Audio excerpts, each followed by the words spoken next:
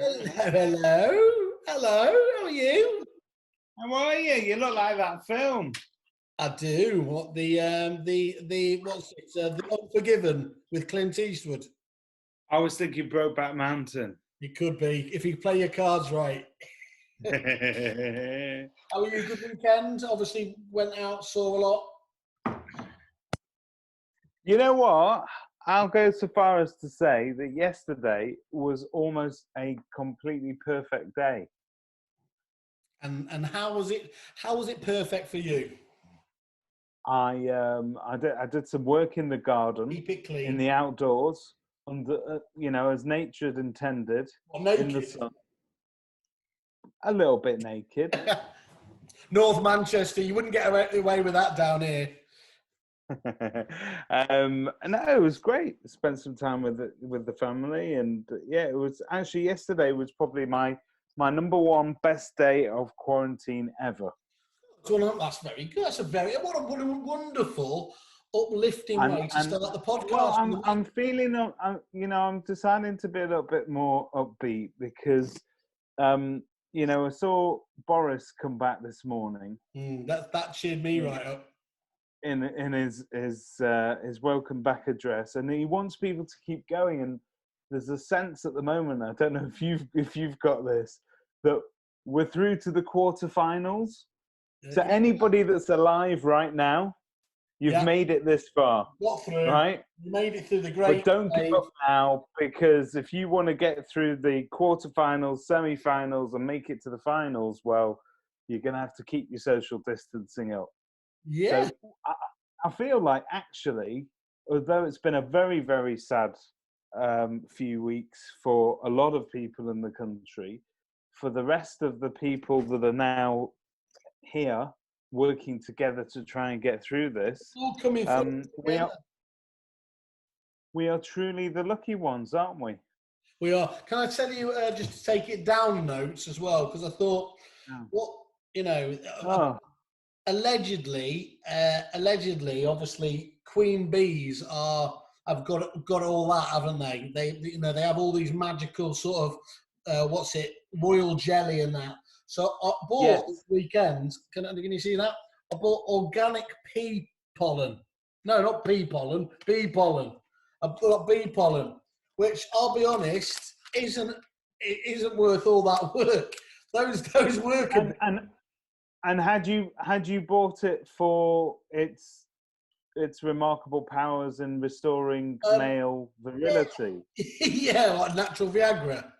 I'll be honest. I bought it because I like honey. I'm obsessed with honey, and I was just on a bee wax site, on a wax site. No, not a waxing site. I was on a honey site, and I came across this niche, and I thought, well, that's interesting. And I thought, well, you never see a fat bee, do you? So it's got immune support, which made me think, okay, I can fight off coronavirus, and also antioxidant protection. Now, I have no idea, because I don't think I'm ever going to rust, but I believe that's good, so I bought it. All right, my friend, I need to ask you a question then. Have you actually stumbled across this honey ordering some stuff from a website called lovehoney.com? You're not catching me out that easy, my friend. Also, I've got fudge as well, just so you know. I'm in the This will come as a huge surprise to all our listeners and viewers at home that have just seen the incredibly camp fat man wearing a pink cowboy hat, saying he's packing the fudge in. Do you know the true story? When we used to play football at university, the team was called the Fallowfield Fudge Packers. Needless to say, we never had much fun in the showers. Hey. So, my friend, how was your weekend? Oh, brilliant. Other than the honey. I cooked Lobby the lobster. He got delivered. He didn't last long. Fell out with George because he wanted to keep it as a pet. Was it alive when it arrived? It was a live one. Yeah, they're really good actually. They deliver them live and wonderfully fresh. Can you imagine if other food was delivered live? I mean, what, you have to punch a lamb in the face? Exactly. Let's see what kind of a man you are. If you can headbutt this lamb, and what you happens? can have it for dinner. And what happens if you want, like, just a little bit of a rasher of bacon? Just come here. Oh, that's horrible. I'm a firm believer, though. You should have to. I really believe you should have to understand to eat something in the future. You should have had to have witnessed at least or killed it, so that you do appreciate what the animal has given up for you. I get all of that. I just I don't know whether you could actually kill a live sentient being. I mean, lobsters are easy because they look different, don't they? Yeah. They've got claws and antennae and all that stuff. Famously, they were. But if you had a puppy with its big human eyes going, "Please don't kill me, Mr. White," would you still be stuffing it into a sandwich? That's why I've never ever fired anyone. I can't do it. I've kept people on for 3 years past their sell-by date. Yeah, no. Did you know that interesting fact? So lobsters, because of the way they looked, were considered a really cheap food and everything else, and it's only over the last 50 to 100 years that they've become a delicacy. They used to be thrown away. I didn't know that, but I do know that they are the larger. This podcast gives everything. Everything. We're covering off all the large crustaceans in the ocean, all right? We've got them all. This is the episode with crabs. I think we've had crabs for a while. Right. We've got wonderful SJ, I think she's the ops director at Preston Baker. We obviously had Ian on the other day, who blew our minds. I'm very excited about that. So given that we're now sort of into the kind of final rounds of the COVID, famous last words. Yeah. and that we're preparing for this final 3-week period of lockdown. We're seeing people sort of wake up and come back to life a little bit. There's all manner of people offering new courses and learning opportunities and all sorts of stuff. Everybody has now woken up and jumped on the bandwagon. Even Santrist is back in the ring. I think everything's on. Sorry? Everything's on. Nothing's off the agenda now. Everyone's on. Everyone. We're all getting ready for the return, my friend. That's what I've christened it. Ready for the return. Return of the Mac. That's it. Okay, so given that is happening, can we call this season 3 now? Why? Because it's just been going on and on. Yeah, but I want you to keep with the numbering convention, whereby I can actually tell how many episodes we've done. Okay, I'll try and do that for you. So, welcome to season 3, everybody. Hey! It's going to be the best ever. What do you make of today's news? And I'm still on Love Honey. 1 second. Hello. On the market. Yeah. Is giving out another 32 million shares to agents who sign full fee contracts with their challenger portal. Extra shares for those who drop one or more of the 2 big portals, Rightmove or Zoopla. Mr. Whale, you've seen it all. Yeah, so this is basically on the market quantitative easing, isn't it? It is, basically. Let's print our own money. Yeah. But, famously, Rightmove have been doing that for years, haven't they? Within their sort of charging structure is Rightmove dollars, as I've always referred to it. They give you a certain amount of money to spend on their own packages and different add-ons that they've got. But on the market of I don't know, I feel they're a little bit late to the party. It feels like they're being outmaneuvered by 2 what should be much less agile businesses, isn't it? The one thing about on the market should be it should be able to be sharp, should be able to respond. It's owned by the members, so you'd think that the agents would be telling them where to go. And every step, it feels like ZPG in particular are spotting where it's going. Maybe they're being a bit too clever in terms of it. And Rightmove, okay, they're in the press again today, aren't they? With I picture the PR manager at Rightmove a bit like Comical Ali. Like this, everything is fine. Everything's all right. It's okay. It's okay. Yeah, it's a really first start. Who's running the shop there? I mean, I don't know. I know they had a standing CEO or whatever else there, but if you're listed on the market, on the market, funny enough, it's a good name that. Surely they should be moving much quicker here because they are in essentially in limbo at the moment.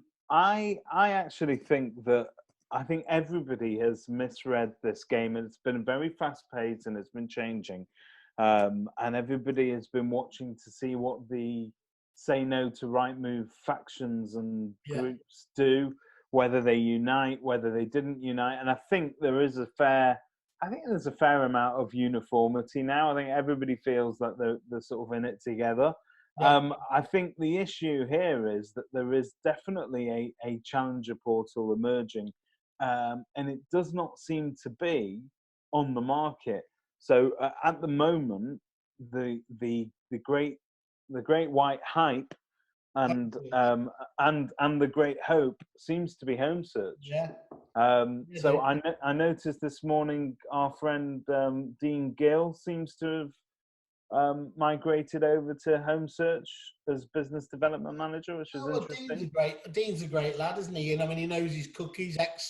Ex Martin and Co, wasn't he? He was big into training and systems. So he's also got a really good rapport with agents. Yeah. He has a great rapport with me as well. And I'll tell you, the first time I met Dean and his lovely wife was on the market. Not on the market. What the fuck am I talking about? Was at Julian O'Dell's Fantastic Cat Fest. Yes, that's where I met them, actually. I was, and I let they came the 2 years before, where they had to put me into a cab in the nicest possible way, because you know what Brits are like with free booze.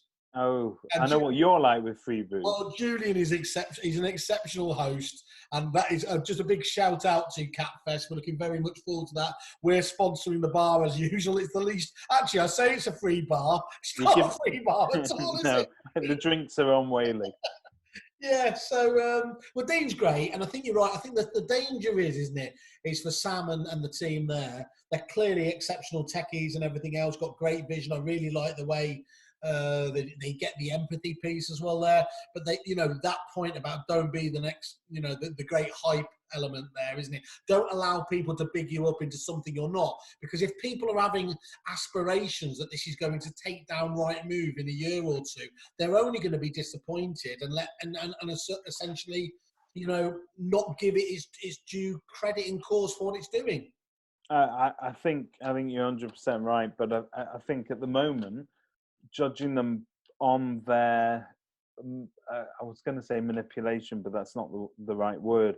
Their use of social media, their use of constant updates to the public in terms of this is what we're doing. There's a lot of, you've asked us for this, so here it is. This is what the first draft looks like. And I think that agents are getting excited because they feel involved in this process. So they feel that. Yeah, what they're not doing is they're not doing what everyone else used to do, is it? Which is go away Apple style, secrecy, and then we've launched this. It's funny because I actually had a vision of Sam Hunter as Steve Jobs. Yeah, not Jobs now. Not Jobs now, obviously. But I mean, polo neck. Yeah. That whole thing, pacing up and down on the stage, going, you wanted this, this is what we've got. Yeah, it's how we should launch it. It's, very interesting. We're very lucky to have them on the website, both in their classic Homesearch capacity and in a coming soon one there. So if anyone's interested, go to Kerfuffle, type in Homesearch, and you can register your interest, and we'll obviously forward that on to the guys as and when. So talking about about Kerfuffle, yeah. You made the news as well, didn't you? Kerfuffle is the world first for agents with video reviews of suppliers on Kerfuffle. Yeah. Did you notice how narrow that filter was, by the way, there? Do you remember, like, when you used to have Vizzy Homes? It used to be, we're the market share kings in 100 to 112,000 pounds part of the market, 2-bedroom flats. And it's like, we have a 70% market share. Yeah, no, we're very pleased, to be honest.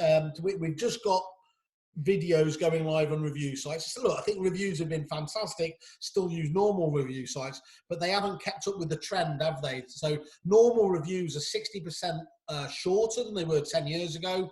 Unsurprisingly, they've kind of deviated to about the size of an extended tweet now.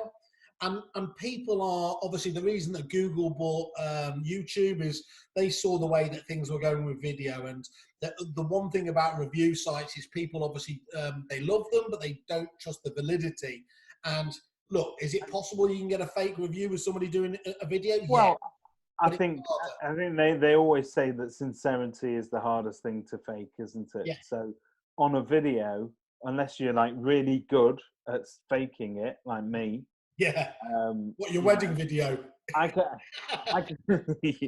so pleased to be here, and it's lovely to see so many of you still alive. We're back to that. We're back to your funeral by Zoom, are you? If you've made it this far, this is the final, people. The final. Yes, we're really pleased about it. And we might ask actually SJ's view on that. I'd be certainly. I think it's fair to say it's not just about the actual. It's not just about the video element there, but it's actually how easy it genuinely is. If you're on a phone or an iPad, within just a few clicks, I can't remember, I should know, it's like 3 or 4 clicks or something like that. It's that quick to get it up there. And believe me, those suppliers are extremely grateful if you do that, and you should be obviously negotiating with them over that. I think it's the future. If you've got video testimonial, even as an agent on a website, it's far more powerful than using any other kind of sort of review facility that there is. I think as agents, you're always looking for that credibility. Absolutely. So hence, Trustpilot we used to go for the trust. Yeah. And you've got FIFO, where you can find all the thieves. And now you've got Kerfuffle for everything else. Well, that's nice you said. I mean, one thing is, if you go and have a look, anyone on there, just Google Akaboom and Kerfuffle. They've done a really good job so far. And this is what I always wanted to get on the website, was that TripAdvisor thing where you can actually see, people you know and respect on there. So friend of the show, Ryan from Leader Fox, he's left the latest one on there. Simon Bradbury from Thomas Morris is on there. Simon Woodcock from RMJ. So all these really strong, powerful, individuals, thought leaders in their own right, and normally, and they don't have to be men. It can also be women, right? That's absolutely true. As the first ever video review was on there. So from the wonderful Angela at Goldfinch, I rang her up because I was so excited. Oh, here we are. We've got SJ. You ready? Sort yourself out. Tidy yourself up. You ready? Go. We should have some sort of formal welcome, shouldn't we? In terms of, should we just applaud when she comes in? We do a Mexican wave. Yeah. Okay. Ready? Go. It looks like we're. That's just doing the backstroke. That's just. Sorry, SJ. We were just saying the one good thing. Take yourself off mute. Come on. You're good at this. I'm in. Hey. This new thing about the waiting room is we should have a formal way of welcoming our guests. So that was us attempting to do the Mexican wave. I want to do it again. A lot of people like that. Come on. Yeah. What I want to say is it's definitely not anything satanic. We're not ready for that yet. I've been well behaved this week. Like, that's a good. Is that Zippy? Have you got Zippy? Hey, Zippy, yeah. Fantastic. Well done. Blast from my spare room. Excellent, good. SJ, thanks very much for joining us No problems. at this time. We were just saying we had Ian on the other day, and in fact, the reason we got Ian on was actually because you and I sit in the partnership group on one of Peter Knight's groups. And you were talking about how at Preston Baker, you were dealing with the challenge of today. I think it's fair to say you could see that from the interview, that this was not a business that was here to, you know, like caught in the headlamps at all, headlights. You Yeah. were actively, you were being proactive, and you were, you know, were doing things, and as a business was making stuff happen.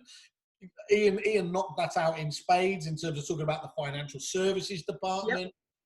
You know, how in terms of, yes, there is lettings there, but also I think what you were taken by, David, and tell me if I'm wrong, is the brutal honesty of him. There was no hint of bullshit at all. There was no trying to hide from the fact that it was a hard, you know, there were difficult decisions. But even things like just getting all of the staff members on that morning call so that they were still part of the business was a really, really a big eye opener for us, and we certainly had a lot of feedback on that. Yeah. I think also he went into different aspects of dealing from a sort of business owner's perspective of dealing with the response to this crisis, and he went into some detail about approaching commercial landlords as a tenant to sort of ask for, you know, an effort to try and make the business work there. So from a business owner's point of view, you get all of that. I suppose from your point of view, SJ, you're very much sort of dealing with the day-to-day, keeping the staff motivated and keeping it going. So tell us how you do it. You make magic happen. You make magic happen. It's interesting because my role is spread over multi-site anyway. I get to wear, one of the things that I've always loved about working for Ian is that he makes me wear many hats all the time. So I've never kind of been pigeonholed into just doing sales, just doing lettings, just based in one office. And so being able to interact with the staff from a remote point of view has formed part of my role for quite a long time. So the communication, there's loads of WhatsApp groups flying around all over the place. We've got our property management team run a pub quiz every Tuesday or Wednesday night through the medium of Facebook Messenger, and you know we're running company quizzes. We've got the PB Furlough Fun Club, we've called it. The Furlough Fun Club, yeah. The first rule of Furlough Fun Club is you don't talk about Furlough Fun Club. It's all right, SJ, that's fine. Nobody watches or listens to this anyway. So, you know, little things like that, with people sharing their stories about what they've done for volunteering, what they're doing in their local communities, the bits of additional responsibilities that even those guys that aren't on furlough are taking on. So, you know, it's not up to some of our staff to be going into the office to check for post and bank checks and to make sure the office is safe, but they're the first to put their hand up to say to go and do it. And it's acknowledging that work that's going on behind the scenes and communicating with people and keeping those lines of communication really, really honest. There's no point bullshitting the staff at the moment. They know it's tough out there, and trying to pretend to them that it's anything other than that is just going to cause us a rod for our own back, I think. And how are you finding staff morale in general? We've been absolutely blown away by the teams, to be honest, because their desire and willingness to help to make sure that the company isn't a casualty has been unbelievable. In fact, on a number of occasions it's left us almost speechless. You know, guys genuinely gutted to be put on furlough because they want to be on the phones generating business. They want to be helping make things happen, and you can't ask for more than that. That's a sign of a great culture there, though, isn't it? Right? We're always talking about it. You know, don't put the slogans on the wall. You can see it when the chips are down like this, how people actually respond. I think big shout outs to our friends over at Thomas Morris, because their furloughed staff, again, were doing charity off their own back, doing a big walk and everything else. And I think it's just great to see yet again agents who are, you know, so wrongly lambasted doing yet again more for their, you know, their local communities than ever. Definitely, and one of our negotiators who's based in our Selby office, a girl called Zoe Dixon, was contacted by the local paper because she'd been recognised for all the work that she's doing for the NHS.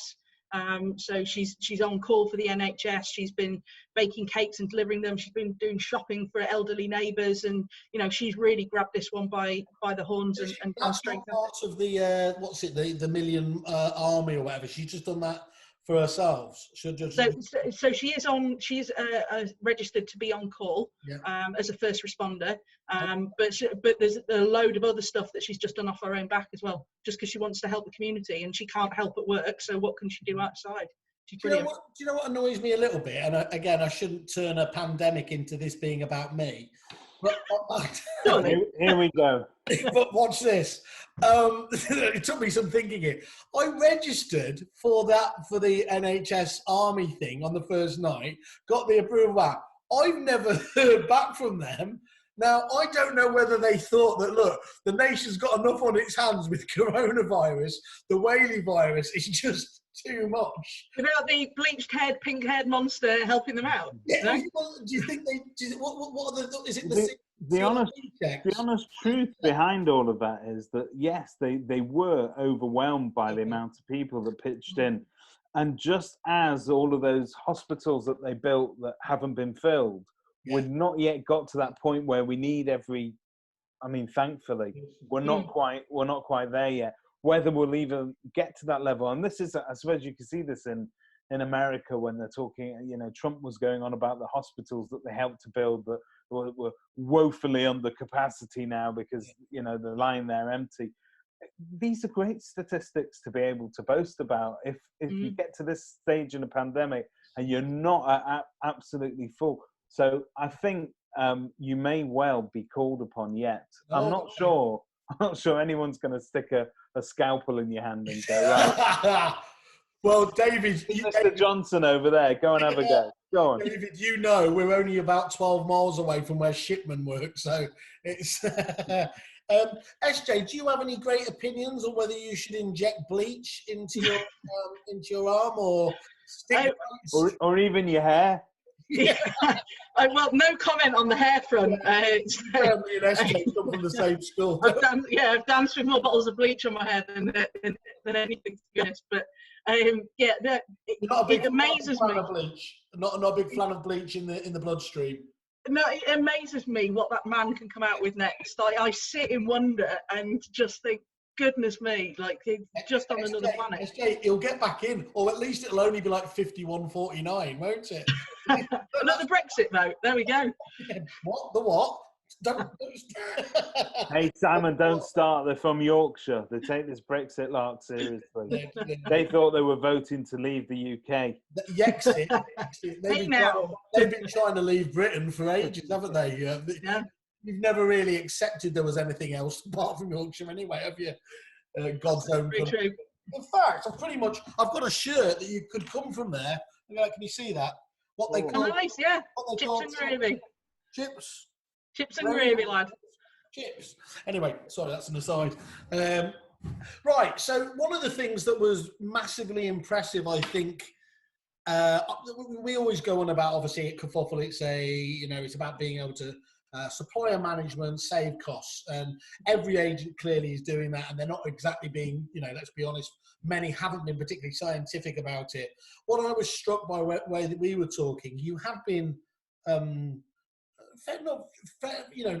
fairly brutal in terms of getting it down to the essentials, but what you hadn't done what some people have been really sly about, in terms of you'd spoken to every supplier, every provider, hadn't you? Explained the situation and tried. Do you mind just elaborating on that? What was the decision made, and when that you would need to do this process?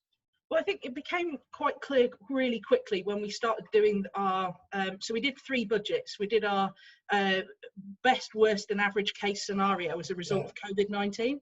And the minute that we started doing those budgets, it became evident that our income was going to fall through the floor. And without our income, you can't run a business, and you therefore can't pay your suppliers. And if there's not business there to be done, we can't get out and do valuations, we can't get out and do viewings, then the need for us to be able to use some of the technology that we have is going to diminish significantly. So we looked at the budgets, we looked at what the whole was going to be in terms of the income, what the impact that therefore needed to be on the cost base.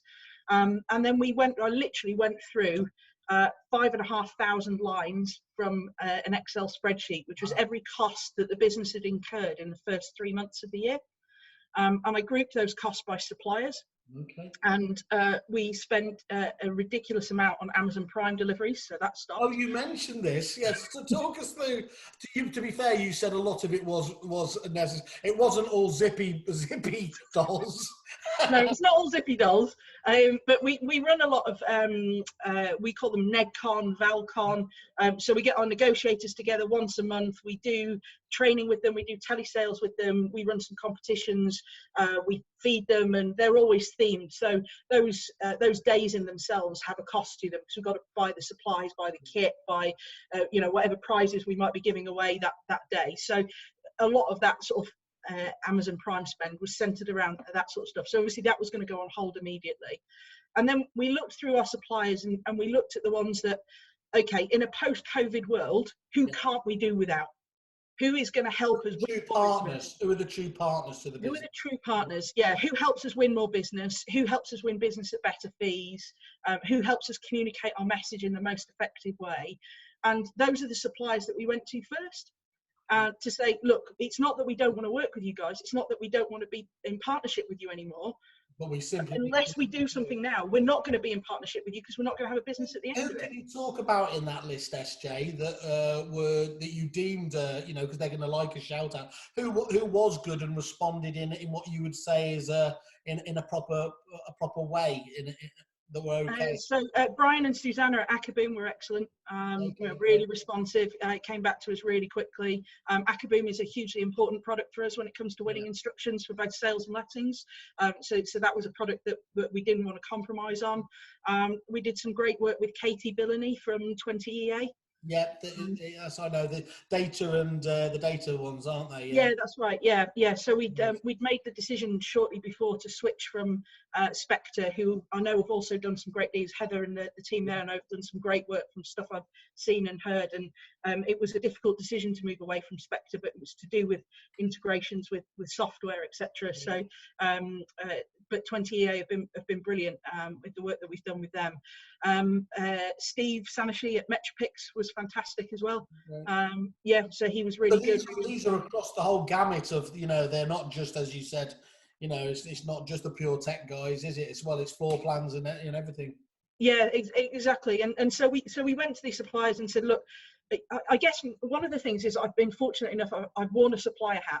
So I understand that suppliers also need business. Yeah. And they need our business, we need their service, and there's no point me screwing over the suppliers and then not having their businesses at the end of it. They need to be able to still do business. Absolutely. I want to be able to still do business at the end of it. So we have to work together. So simply going to them and stamping my foot and throwing my teddies out the pram wasn't going to be the right route.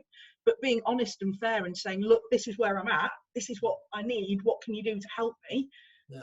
You're going to get a fair deal off the back of that. David was the opposite. David literally stamped his feet and just pretended everything was doing, wasn't it? But you still got the same result though, didn't you, David? I know that suppliers have got children to feed and smallest violin ever from you. I know that they don't all run businesses with like very, very low human capital costs and the most of its profit. I know that they don't pay UK taxes to the full. No, I'm not suggesting that. No, you just want them to feel the pain as much as you, don't you? I did hear that, SJ, on that group we're on, somebody actually say to one of the suppliers, I don't care that you're going to have to get rid of people. I want you to feel as much pain as me. And that sounded quite brutal. It's really brutal. It's really brutal. And now's not the time to make enemies, because at the end of this, you're going to need more friends than ever before. You're not going to want enemies on the other side of COVID-19. You know what I am realizing, the more and more I get to talk to suppliers through that window that is Simon Whale. I realize that suppliers actually and their reps have a very long memory. The bricks are, and they will remember that sort of 10 years after they've dealt with you. They'll say, I remember you did not return my call. Or so, treat as you find. So we have, it's not quite the technical solution that Uber have, but we are always rating the agents as clients in the background. And those ones that are well known for acting up, but it's ultimately, by the way, it is self-defeating because they think, beating people up and being, actually destroying sales reps in the office, as some have been known to do, because it makes them look hard in front of their staff. It actually just costs them in the future, because that goes round. They are not getting the best savings off the suppliers from that point on. So it's a real false economy. And don't get me wrong, I've made suppliers sweat in the past, but sweat in good markets. Yeah. No. Nobody wants to be sweating in a bad market, do they? Like, nobody wants to come out of this feeling really uncomfortable. Looking at the positive side of it, how I'm guessing you will, as a company, feel very well disposed to those businesses on the other side. I mean, it's not like you would ever stay with them. Let's say that Akamai, not that they would drop the ball and stop developing anything else, but it's going to be a much more consensual relationship, isn't it, going forwards, rather than a them and us? Yeah, definitely. And I think partnership is the right word, and it's not used often enough when it comes to describing agents and suppliers. You've got to work in partnership with every single one of the companies that are out there, because quite often they're developing ideas, but they're not at the coalface. No. You and your teams are at the coalface, and you can provide them with really valuable intel, which will help them develop their products better. And unless you have strong partnerships, unless you really work together, it's not going to be fruitful for either party. We were just having a conversation, as we always. The reason why I said join after 20 minutes, it's a bit like a conversation in the old days, where the first hour of every conversation with an agent was spent talking about purple bricks. We were just talking about right move and the ongoing, obviously, furore there. We were talking about the great white hype or hope, depending on which way you come at it, of Homesearch. Are you aware of these guys, SJ, and what they're planning to do in terms of the releasing the portal? Have you been keeping on top of that demographic? I'll be totally honest, Simon. No, I haven't. Yeah. Again, one of those ones. They've really been tapping into that, as you were just talking about, psyche, getting people, energized and behind them. I think, which is the marketing team, when they see this, will probably be screaming at me, going, "Yes, we have looked at this." But most of my job is about the Homesearch running of the business.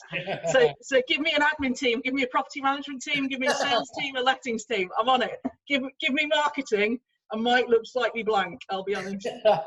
And so the other end, obviously, the ones that obviously have been, was it just it wasn't even a difficult conversation then? If they weren't particularly washing their face in a good market, then as soon as the market, it's thank you, but sayonara, isn't it? Really, all done in the best possible way you can. Yeah, and there are tough decisions to make, and we've made tough decisions internally. Sometimes you have to hurt a couple to save a lot.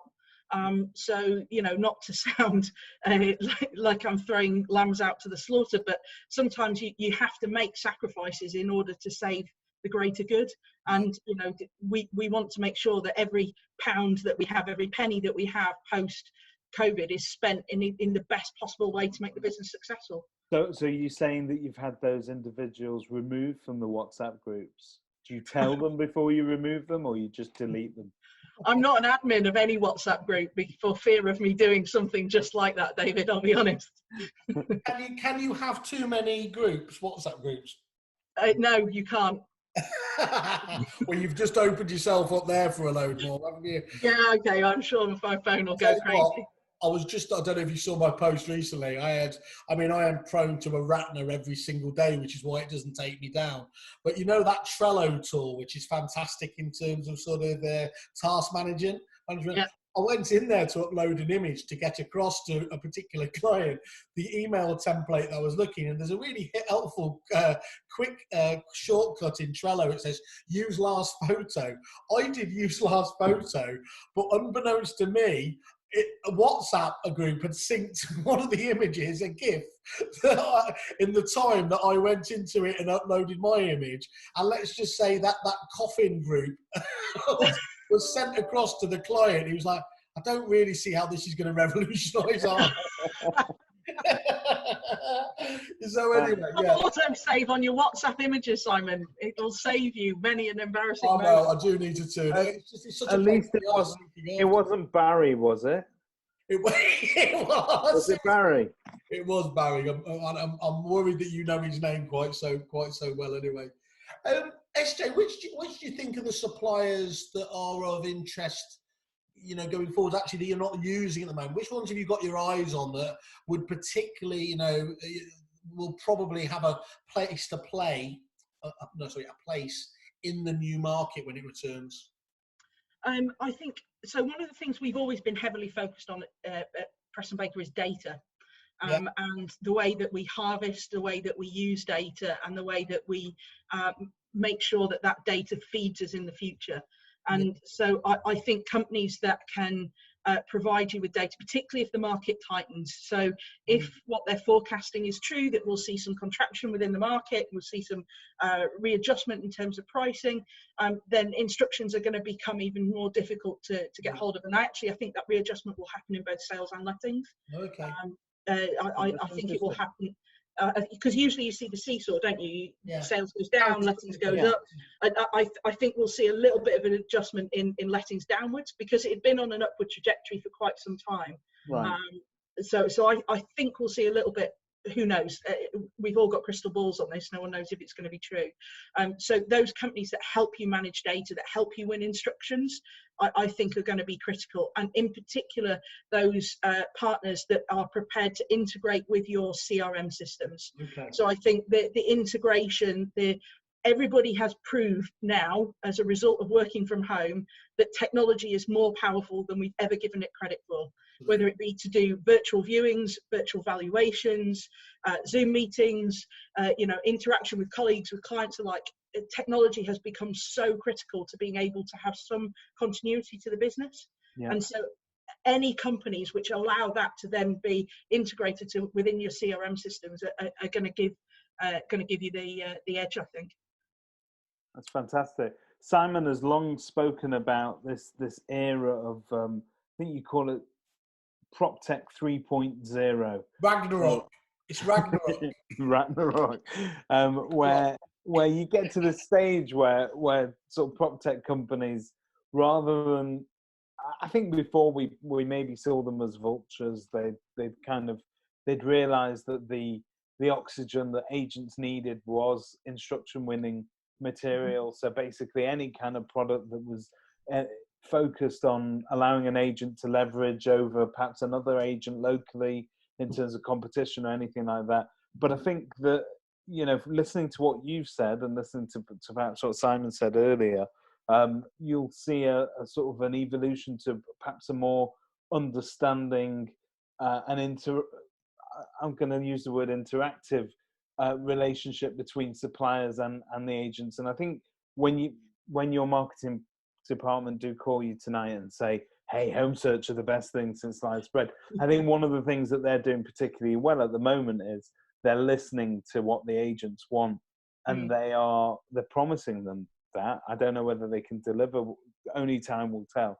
But there seems to be this back and forth, and I think in the past, people would just turn up at your office with, this is the product, this is what it does, this is what it doesn't do, and I'm sorry, it's never going to do that. So. I've never ever said what it wouldn't do. That's bullshit. Oh yeah, I'm going to tell you, jet management. Hello, anybody? You cut it up. Yeah, but I do think that point about integration on the CRMs though is going to be really important, and opening that up. And some of the CRM providers have got really good integration opportunities, and some of them their integration opportunities have been more limited. And I think that integrating that tech in, making life as efficient as possible, particularly if we have to maintain social distancing requirements, post lockdown, so we're allowed to return to work, but the 2-meter social distancing has to be obeyed at work. Then the ability to have that tech so you can have your valuers more remote but still able to interact with you and the client is in an efficient and effective way as possible is going to be really key, and that for me will be critical. They need to deliver on the promises, don't they? I think that's the key. All of them are going down the route, doesn't matter what you call it, open APIs, marketplaces, the pass system there. They're all at least saying the right things, and that's, of course, creating pressures on the others too, to say the same things and come out with it. But is it also that there's a new world standard in effect, that if you want a for a product to sort of have viability, one of the things we want it to do is to integrate with CRMs across the board. And I think that if that now becomes the new standard for all PropTech within the industry, that we've sat through 10 years of companies saying, we'd love it to integrate with such and such a software, but unfortunately, we've got our guys looking into it. It's very complicated. But I think, and so my question to you, Mr. Whale, is that because CRM, there was a bit of arrogance there that they didn't need to control? There was a real control thing that actually it was seen as, very, very Apple-esque in its way. We control the ecosystem. We're going to control everything about it there, and they'll be the arbiters. And what was clear was actually that so many people just kick back against that. As you understand, Apple were, as we know, the most closed system. They turned overnight with obviously the app marketplace, didn't they? And why, if that's the way it is in the consumer world, and then in the CRM world, when you've got the biggest of all, Salesforce, and their own marketplace, and Zapier supporting it there, that you can't be King Canute, can you? You just can't go against that. Or you can, but your days are numbered. I'm absolutely convinced on it. Because why would you turn down the opportunity? What I understood about integration was that I would be able to, shout about the other partners' USPs and things almost as much as it was about us. So, I would be doing now, if I was a Repit or a Trevor at MRI or the guys over at Desres, I'd barely be showing, if I'm honest, the CRM system itself. I'd be finding out who their key partners were when I went out to see an agent. And I'd spend an hour and a half going through, this is how it works with Akaboom, this is how it works with the floor plans. And everyone would be salivating on that basis because that's something they've never had before. It's interesting. I can't remember which one of our guests it was. I feel it could have been. Tell me I'm great at this sort of stuff. Somebody like Christian Bulsham, but he said that in the early days they didn't have the budget. No, that's him. Absolutely. For that sales team. So what they did was they concentrated on integration instead, and that was the hook in. Rather than sending sales reps out on the road, you then put the word out there that I work with any software house. True story. He did, and the first partner he was very clever enough to integrate with was Repit, and he found me under the table at the Guild of Estate Agents annual conference, trying to sleep after a particularly heavy night. And obviously he's a fairly thick-set fellow, isn't he? I thought, oh shit, here's the bouncer trying to kick me out. He goes, I want to talk to you about tenant referencing. And as usual, I was like, I didn't understand what that was at all, but better than getting kicked out anyway. Anyway, he sold his business for £20 million, so it didn't affect him. Yeah, and no, look, if you are a PropTech company, and I think let's just deal with those at the beginning, setting up teams of salespeople, setting up loads of, other arrangements is a hard slog. So if you can get, and let's face it, the CRM, it's not like there were 20, when I was around, 20 or 30 CRMs, they've all shrunk down to really a choice of between 4, 5, 6 maybe. So if you can get a proper integration and distribution, then that's going to work well. What you guys have got to come up with again, doing the old them and us, David, is it is taking away your greatest excuse where you've like, I don't want to sign up with this, so let me just go out with another. Well, if it integrates with, I'll only do it if it integrates with CRM. Hey, honestly, and this is what I have been saying this for years before everybody else started saying it, but because being an estate agent, whether you like it or not, it's such a paranoid headspace to be in. You're constantly looking at your competition. You're constantly trying to sort of stay one step ahead. If somebody walks into your office and they sell you a tool that is almost guaranteed to sell you, even just that one other house that you were going to sell, but you know what? You will sign up to it. And SJ is 100% right. When you are in a bit of a slump where the market is on its knees, and as an agent, you buy more products at that stage that are focused on business generation. So if you've got, aren't they? Yeah, and I think that whole, you saw the instant val tool was born out of a period of the market where things were kind of just starting to sort of pick up a little bit, but you can harness it because you can use it to sort of get to generate leads. So honestly, if any sales rep walks in with a tool that says, look, you're guaranteed to get a couple more instructions, and by the way, it's going to work with what the kit you've already got, I'd be like, okay, show me where to sign on it. Honestly, that's the easy bit. I think it's the other side of it is more frustrating when you have that conversation with the guy and you think, wow, this is a wonderful product that they've got here, really could sign up to this. Does it work with such and such? And they come out with the words, well, our developers are looking at a way to build a bridge. And it's the bridge over the River Kwai for all intents and purposes. Literally, it keeps getting blown up every week. Yeah, it's true. SJ, let me ask you then. So we've spoken to Ian. So what's the management structure like within because you've got quite a few branches and a few personnel to sort of look after. So how does it work? The company's owned by Ian and James, Ian Preston, James Baker. So Ian sits as MD, and the senior team all report into Ian, although he actively oversees the line management for 4 of the estate agency branches as well. Okay. So then James looks after our land and new homes division. So that's sort of ring fenced, and he looks after that. And then we've got James Danbury, who looks after our York and Selby office, a sort of North Yorkshire area manager, if you like.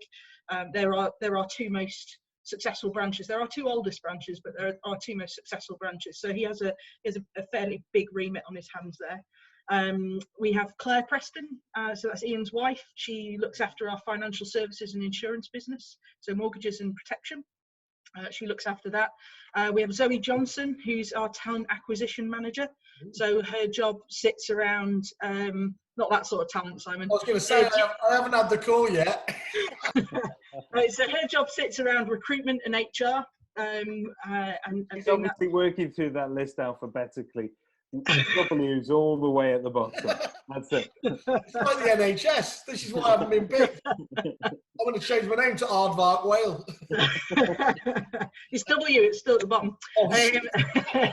And then I look after admin, property management, letting side of the business. So it's a big machine, really, isn't it? When you look at it, and you touched on this earlier, but you have these days where you concentrate on, I suppose you'd call it staff culture, and so what typically happens on one of those days? We know that a lot of supplies from Amazon are involved, but other than that. So let's take NegCon as a classic example. So they run on set days, so they always run on the 3rd Thursday of every month. That's diarised into the calendar a year in advance.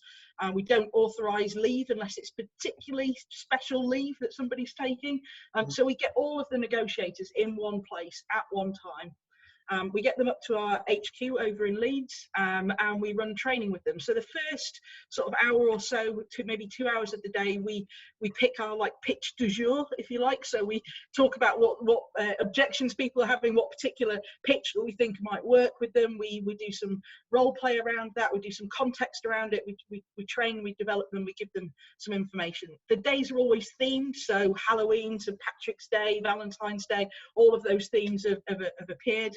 The guys are then sort of let loose on the phones through specific call data that we might have identified for them or that they've brought with them. So we'll give them advanced warnings. So, you're going to be calling through these types of clients. If you've got specific opportunities you want to call through on the day, bring those with you. And then they score points for business that they book. So they book at a market appraisal, they'll get a point, and that point will then relate to time, which then means they're split into teams, and that time allows them to play a certain game. So we did a Crystal Maze theme for one of them. So we had Aztec Zone and Future Zone and Medieval Zone, and we made a proper Crystal Maze blow up thing with all the tokens flying around in the air. Ian didn't play Richard, did he? Yes, he did. Yes, yes, he did. With his faux leather, faux fur waistcoat, and I bet he had that already. He didn't get that from the fancy dress, did he? He had that coat already. No comment, Your Honour. We did one around Chinese New Year. I was dressed as a rat playing ping pong. That was particularly good fun. Yeah. You know, you can report them for that sort of stuff. It's just not okay anymore. It seems to go okay for us. We, you know, and the guys, what we see off the back of it, not only is we have good book business that day, but that business sticks. So it's not just them throwing stuff at the wall and then it all cancels within the next 48 hours. That business sticks. They then go back into the branches. They put those skills into practice, and we see them booking increased business off the back of that. And as with anything, you get the one plate spinning. You then go and talk to your valuers. You do something similar with your valuers. Plate's spinning for your negs, but then it starts to wobble, by which point neg cons come back around again. So we can reskill them, we can get them focused and get them back on. How often do you do that, SJ? Monthly, every month. Oh, that's great. Okay, wow. So yeah, it really keeps you going. And look, you wouldn't get this on any other podcasts, of which I believe there are some, because they tend to get educational, but we like to get down and dirty and into the realism. So it's fair to say you and another Yorkshire agent, Manning State, you have a healthy rivalry, don't you? We do, yes. Just explain, did they ever work together? I mean, I know there was a lot of, were you at Manning's previously, or? Nope, so I worked for Countrywide prior to Sure. Preston Baker. Why don't you hit a man while he's down? That's very good, David. Sorry, they did make Rightmove what it is today. That's it, an uncontrollable beast. So I worked for Countrywide. I was Ian was the area manager, and during the last recession, him and James took the decision to buy the York branch, which was being closed down by Countrywide at the time. And so they took it as a best of East franchise, and I went with them. So I've been with them. That was a good bit of business, wasn't it? Yeah. So that was 2008. Yeah, so 2008, we opened the York office just after the collapse of the Lehman Brothers Bank. Yeah. A year later, we opened the Selby office, and we've grown from there. So you've seen sort of the evolution of the company from a Bairstow Eves branding to Preston Baker. So obviously, in terms of how the public perceive, there's certain part. I've always found this talking to prospective sellers that there's certain parts of the public really buy into that whole corporate branding thing. So when somebody from a corporate agency goes out to see them, they say, look, we are one of 2,000, 3,000 branches here. It's not just us that are working for you, it's everybody else. So some people buy into that whole sort of global marketing machine thing. But the rest of it seems to be a little bit impersonal. There's a very high turnover of staff. Managers were transient. They'd come and go as soon as the kind of stabbed whoever else it was they needed to get to the next rung, and so they never really had traction in the areas that I traditionally dealt with. So I'm wondering, obviously you've got then the reverse of that is taking it from that corporate image. How do you get across to the public that you are no longer that and you are this? Was that a long journey, or? Yes and no. So in many ways, the change was forced upon us. So I don't know if you remember, Hunters bought the Bairstow Eves franchising network. Oh, yeah. And at that point, we already had the York and Selby office, and we had Oakwood and Headingley as well. York and Selby both had Hunters, very well established Hunters brands and Hunters offices in there. So therefore being a Hunters brand, second branded office in those locations wasn't possible. And so our hand was pretty much forced at that point that we had to change branding. Right. And actually you can see the switch, and our business, the trajectory of our business from that point onwards was significantly better than it was before, because it released the brakes on us in terms of innovation and in terms of creativity. And some of the stuff that we do now, which has become the backbone of our business, things like property launch, was born out. I really like that. It's the first time I've ever seen property launch done in that way. I mean, SJ, we were going to talk about this. You were talking about your attention to detail and the data-driven side. Do you want to just give us, because obviously this is a big part of your success, isn't it? Do you want to give a bit of an overview to the watchers and listeners of the show? Yeah, sure. So property launch is often misconceived as an open day or an open event, and it's not. There's a lot more that goes into it. So once we've got instructions to market from a client, we get all the marketing material prepped, and our properties are specifically launched 7 or 10 days before the property launch event. And we don't allow any viewings to carry out for the first 7 to 10 days. Essentially, we're channeling all the interest into the one launch event. The launch event is staffed by multiple members of the Preston Baker team. So we'll often have 2 or 3 members of staff there, and then we get viewers arriving in 15-minute slots. They're accompanied in the property throughout, but what it does is it creates that sense of urgency, that sense of scarcity within the market. Because as you arrive for your viewing, you see maybe 1 or 2 people that are leaving from their viewing, and as you're leaving your viewing, you see 2 or 3 more people arrive. And so, you know, in terms of convenience for our sellers, they're only getting the house ready once. So a lot of our sellers are first and second time sellers. So often they've got young families. So they don't want to be cleaning the house every day, every 2 days for viewings. So we condense those viewings into one. It often drives the best possible price because we've got that air of competition. And in terms of the time scale, we know that we can sell houses faster when we've got property launch involved than standard marketing. So you've got your time in the market stats, which are going to be demonstrably better, obviously, because of that element there. And I mean, it's the closest I can see to the actual Aussie-based, you know, system, isn't it? There, you've got that's almost like for like in terms of the way that they do it. And it's always struck me. I mean, they always come here and just laugh at private viewings, you know. What happens in those sort of week to 10 days that you have it sat there? Are people able to sort of get a full set of details? Are they able to sort of, so they've got access to everything except they cannot go and see it? Yeah, basically. So it's everything that you would expect to happen for standard marketing happens. So the adverts are up on Rightmove, Zoopla, on the market. They're on the Preston Baker website. The property details are prepared. So we've got brochures we can send out, we can email out. All the photos, all the floor plans, all done already. Featured property, premium listings, all that sort of stuff is applied. We often will identify previewers before we go out, so they're called, they're given first refusal on viewing slots on the launch day to get them through the door. We'll then go back through the rest of the database and do the hot listing through the rest of the database for clients that we already know want to be in those areas. We'll often try and call through potential sellers that we know want to be that want to sell, so that we can get them out to a property launch event so they can see the effectiveness of it.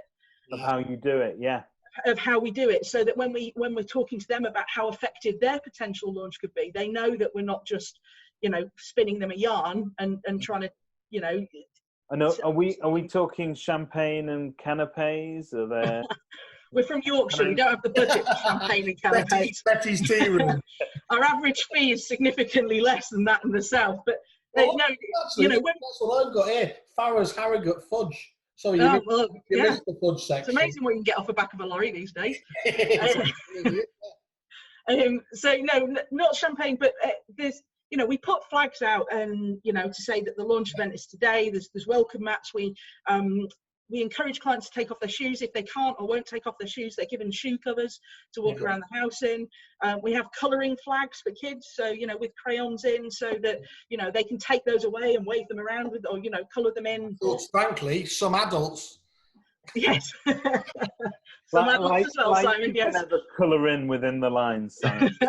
What's SJ? You were just talking there about potential sellers. Do you do a structured targeting around there of the neighbours as well? So yeah, we tend to do that after the successful launch event. So once we know we've got a deal agreed, then we'll communicate to the properties in the local area on the street and the streets that surround it, because quite often with a property launch, if we've had one offer, we'll have had 2, 3, 4, 5 offers in some case more than that, and so we're always guaranteed to have 1, 2, 3, 4 disappointed parties.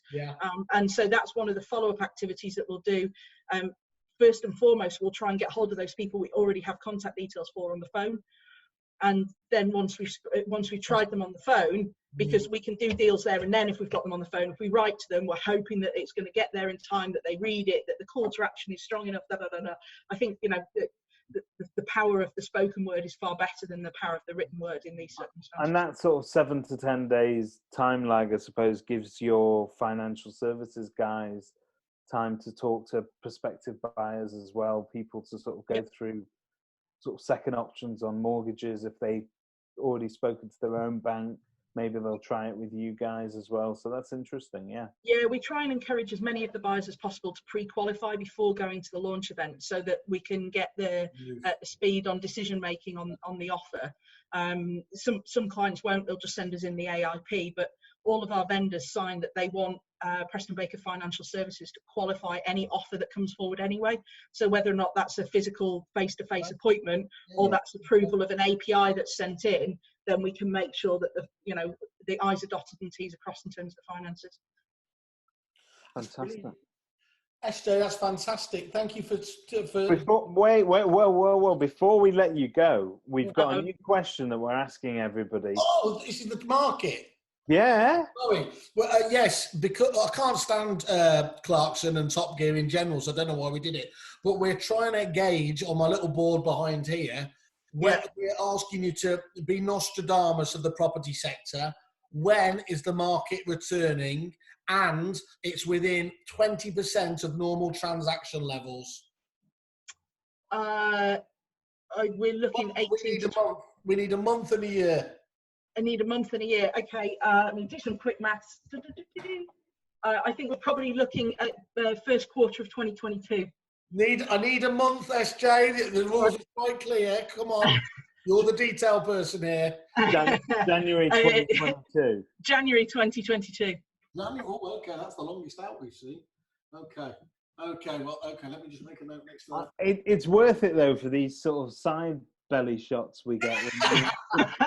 I need to talk to you. We do need a reel of not exactly bloopers, but blimpers.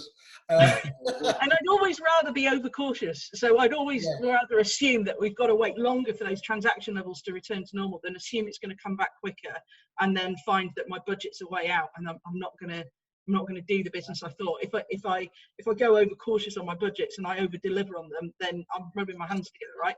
I'm not Ian. This is, as I said, the show's. No, I'm just explaining my decision. I've been. Remember, I've worked for Ian for 15 years. I've been. Well, SJ, thank you. I mean, genuinely, in both capacities, when you've been a supplier and you've been an agent, I've never heard anyone say anything about other than how brilliant you are, and that's certainly my view. So, thank you very much for coming on the show. We'd love to have you back in January 22 when you're on the day and say, "Ta-da! We're back, baby." At least I know I've delayed my next appearance till January 2022. And that's really important. Yeah, that's really good. Thank you, SJ. No, it's all right. See you later, chaps. Take care. Bye. See ya.